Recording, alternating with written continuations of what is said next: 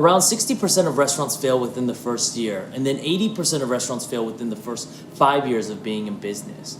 I want to make videos because I've watched a lot of other people make videos on how easy it is to open a restaurant. You just have to do this and that, and then you'll be successful. Well, the realities are, it's probably out of their control. I work day in and day out, 7 days a week. I don't take vacations. I don't take breaks. My name is Wesley Yao. I've been in the restaurant business for half my life. I own Hanaro Sushi, Kushi Sushi, and Poke Dojo. You can use my knowledge, you can use things that I've done and tried and true methods and what I've been through. I've been in the restaurant business since I was 15, 16 years old. People don't understand what really needs to be done.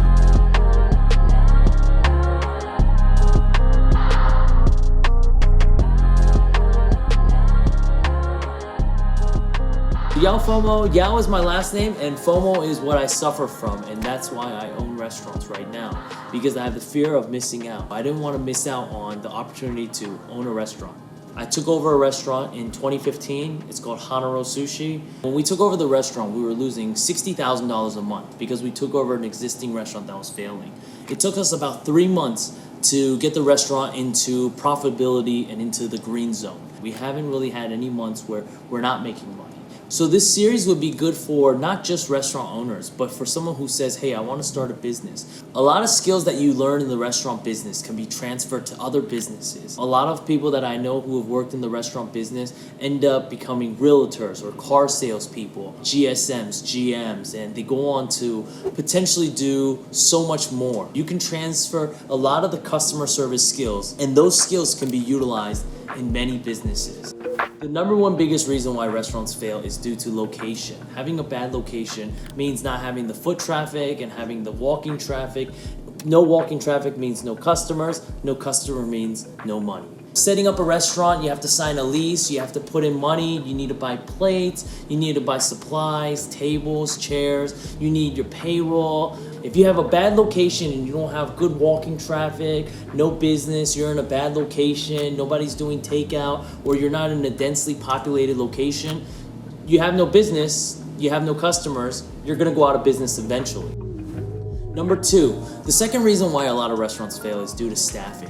Everyone has help wanted signs. Everyone has, I need help, staff hiring. Right now, in today's society, it's very difficult to find employees. The majority of the people working in the restaurant is high school kids, college kids, a lot of people who are taking a break, maybe they're not going to school this semester, a lot of people who don't know what they want to do in life yet, and they're probably still trying to figure it out. You don't know how long someone's going to work with you, so you have a lot of part-time employees. You're going to end up hiring a lot of people and having to train a lot of people. Something that we do at the restaurant is I feed all my employees for free, and we even let them drink at the restaurant free a lot of the times. I can't offer someone health insurance. I can't offer someone dental. We don't have 401k. The things that we do have is I have lots of food and I have lots of alcohol. Something that I also do is I kind of let my staff make their own schedule. Now, sometimes I'll be like, hey, I really need you this day, I need you this day, but for the most part, I kind of let them make their own schedule, and we kind of operate. Sometimes we're short-staffed, sometimes we're not. The days of where the boss and the managers dictate everything have come to an end. You gotta flow with society and with the times. The third reason why restaurants fail is due to advertising. A lot of restaurants are doing marketing instead of advertising when they don't realize the difference between the two. What does your restaurant really need? Do you need customers in your seats immediately, during certain hours, during certain times, or are you trying to promote your brand and have everyone understand, oh, this restaurant does this, this, and this? A lot of people utilize advertising platforms incorrectly. For example, using Yelp ads. Yelp always says, I brought you this amount of traffic. Would they have come to the restaurant with or without Yelp? Would they have just used Google if they didn't find me on Yelp? Probably, but Yelp will sell you this dream and try to get you to spend $1,000, $2,000, $3,000 a month to advertise with them, to prevent a competitor's ad from being listed on your listing. The reality is, anybody who really wants to come to your restaurant, if you've done the marketing right, they will find a way to come to your restaurant. Recently, we've been very big on using Google. The Google My Business page has a lot of features that are very strong and comparable to Yelp, and they're all free. The fourth reason restaurants are constantly failing is due to costs being high. When you buy food, you need to start with heavy inventory. You need to buy alcohol, takeout containers, plates, tables, chairs. You have to have money for payroll. Money is one of the biggest reasons why restaurants fail. Right now, I would recommend people to work directly with their suppliers and treat the suppliers like their best friends. You have to work with them. I work with all my suppliers constantly, day in and day out, trying to figure out the best prices. Some things that I do is I put all my suppliers in a group chat together and I'll let them figure out who wants to sell me what. Like I just said, who wants to sell me dumplings for K Expo? Why are you donating it? I said, I'm giving it to them at cost, motherfucker. And they said, okay, all right, well, we can give you 192 dumplings for $65. And I'm like, all right, who wants to sell it to me cheaper? All right, 1 second. I gotta order fish. Right now? I forgot. Order fish. The fifth reason why your restaurant is failing, and arguably the most important, is due to not being able to adapt. So the other day I was thinking to myself, I don't make plans. I don't have goals. I don't do all these things that everyone tells me to do. And people say successful people have to have goals and plans. I don't have any of that.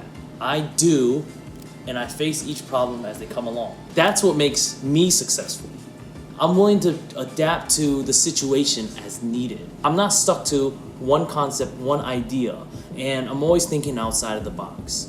We've changed the layout of the restaurant, I don't know, maybe 15 to 20 times since COVID began. Even pre-COVID, we'd always be rearranging and redesigning and optimizing and trying to become better. The goal is always to be better than yesterday, better than before. Over the last year, we've adapted to COVID. We've turned our 148 seat, 75 seat on the patio restaurant into a takeout only restaurant. We've changed our hours multiple times. We've found new ways to generate additional income. Throughout the last year and a half, we haven't laid anybody off. We've actually hired more people. What we've done to generate more income is we start opening a little bit earlier. We started opening at 10:55 in the morning, and we would close at 1 a.m. or 2 a.m. The goal was to make sure that we were changing with the times and making sure that we survived. You can find more of my content on Instagram, YaoFomo, YaoFomo. And then you can also find me on TikTok. On the next episode, we're gonna be showing and teaching you about why location is so important and why it's the reason why restaurants fail. All right, so Wednesday night here at Kushi Sushi, just another normal night. It's a little busy. We have people at the bar still. You know, it's like 11, 11:30. We're not necessarily a bar, but we are a restaurant. Thanks for watching. Please subscribe and tune into the next episode.